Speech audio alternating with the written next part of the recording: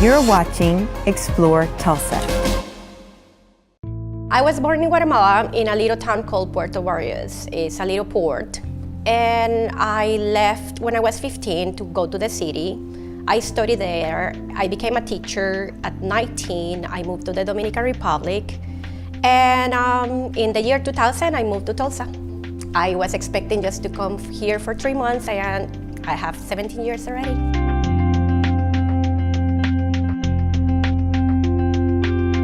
I always wanted to be a designer. That was my dream. But my dad was sending 3 girls to medical school.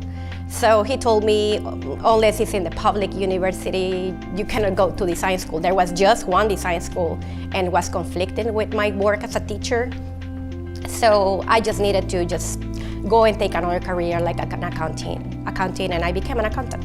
Whenever I landed in the US, I started my first business, and I was doing finances for another company that I co-own. And at the end, I just decided that I was not happy. It was not exactly that dream I had to be doing technology. So I just decided to just start, this little project 6 years ago that was supporting artisans with jewelry. I was a shopaholic. Every country where I travel, I shop and fill suitcases with things. So whenever I came here, people start asking me, why don't you sell it? Why don't you open a store? And at the end, I think I just decided to go for it.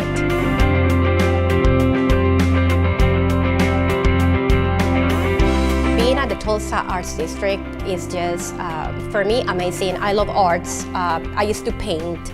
I love music. I love that every single activity that is going around. There was no retail here. The foot traffic was slow, and whenever you venture into retail, you just need customers. And everyone called me crazy.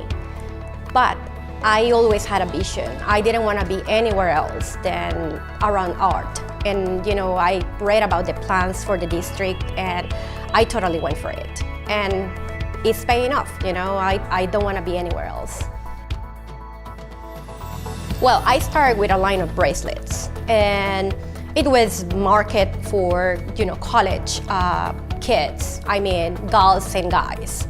And it was a hit 2 years ago. So from there, I started just trying to do, besides that, just necklaces. And so I got into pearls. And they have been my biggest passion. When I'm not in pearls, I'm also meditating. And if I wake up being sad that day, I just need to sit and start knotting pearls, and my day just gets blissful. So people like to come here and see me doing things. They stay next to me in the table and they start asking me, can you do this for me? Can you redo my necklace? And so those are the things I do all the time. Whatever the customer wants, and whatever the requests and special needs are, I try to learn, and I try to just work with them. I start just getting the raw materials, and if I go to Vietnam, I try to get horn.